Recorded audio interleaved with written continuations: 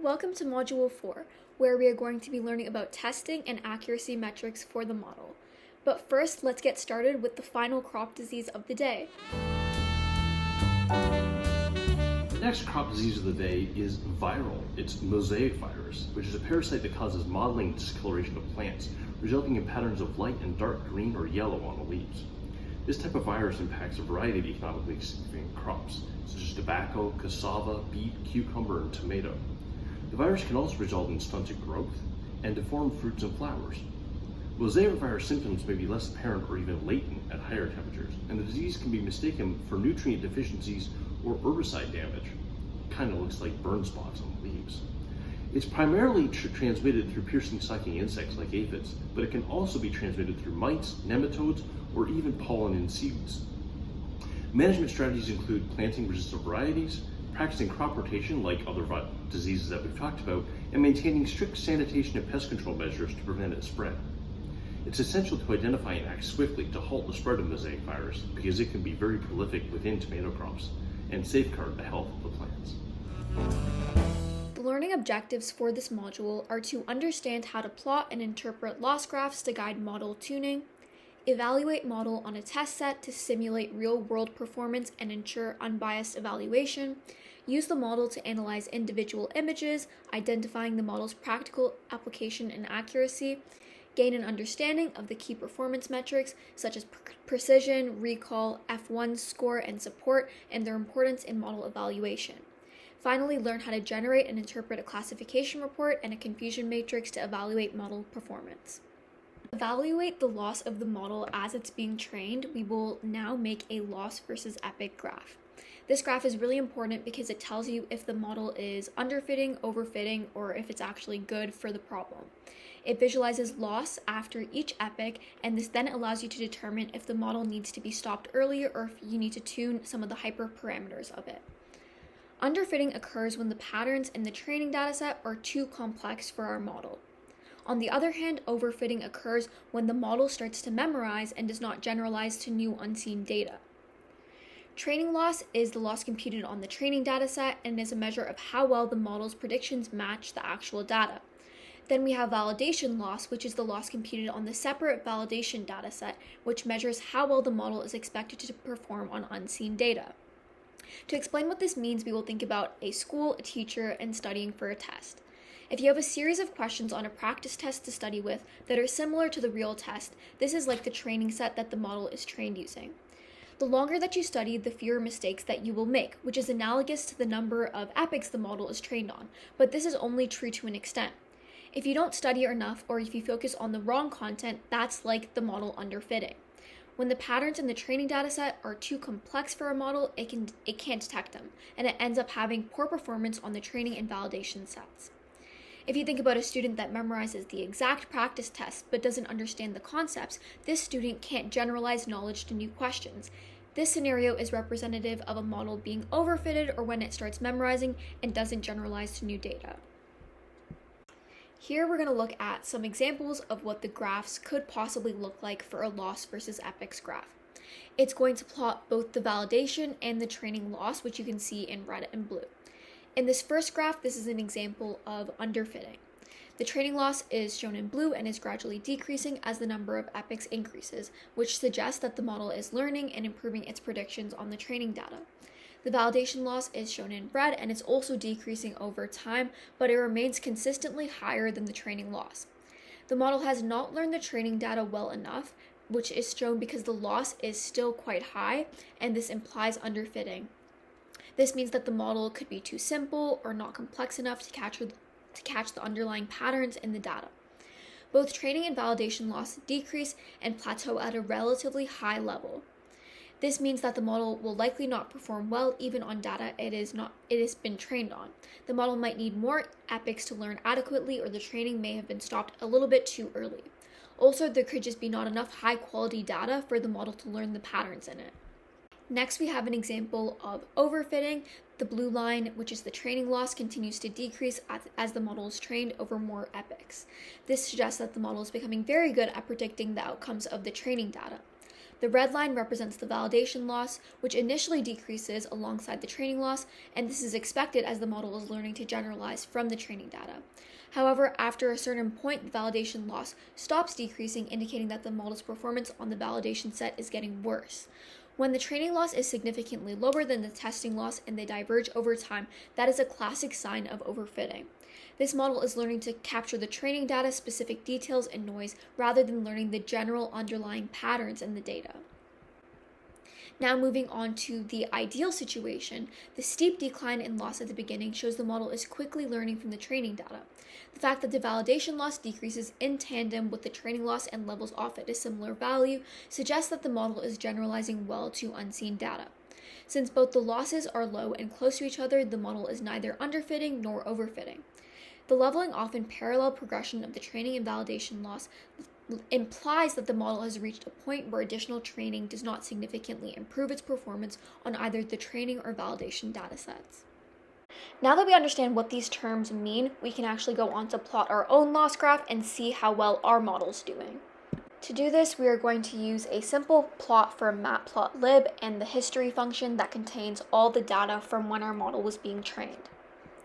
The graph you get from this code should look something along the lines of this, and because the lines are so close together for the training and validation losses, this indicates that the model is well fitted to our data and is able to categorize it well. To confirm that our model is going to work on unseen data in the testing set, we have to utilize the testing set and see what the accuracy is.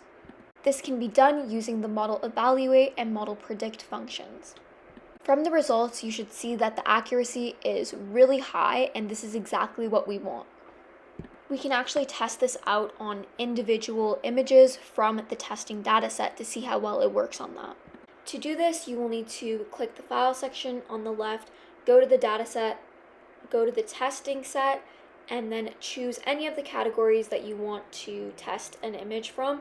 So I chose the Septoria section, and then you click copy path from the options it gives you from the 3 dots. After that, you put it in as the image path in the code.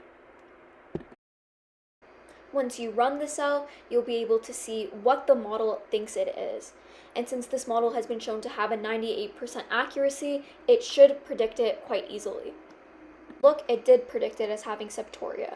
Moving on, there are a lot of ways to analyze the accuracy of a model on the testing set, including using a classification report or a confusion matrix. A classification report is a performance evaluation metric in machine learning that shows the precision, recall, F1 score, and support for each class in a classification problem.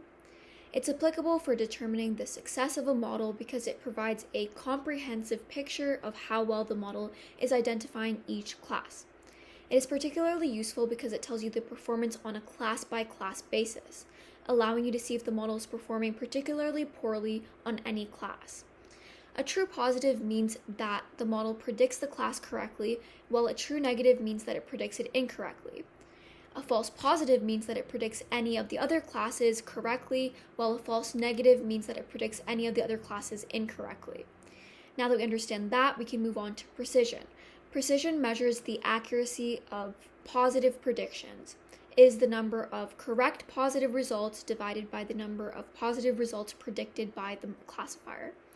Precision reflects how accurately a machine learning model's predictions are, with high precision indicating that the model yields a high proportion of relevant predictions compared to irrelevant ones. Recall measures the ability of the classifier to find all the positive samples.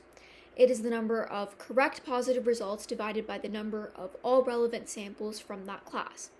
Recall measures the thoroughness of a machine learning model in identifying all relevant instances within a dataset, with high recall signifying that the model captures the majority of relevant instances.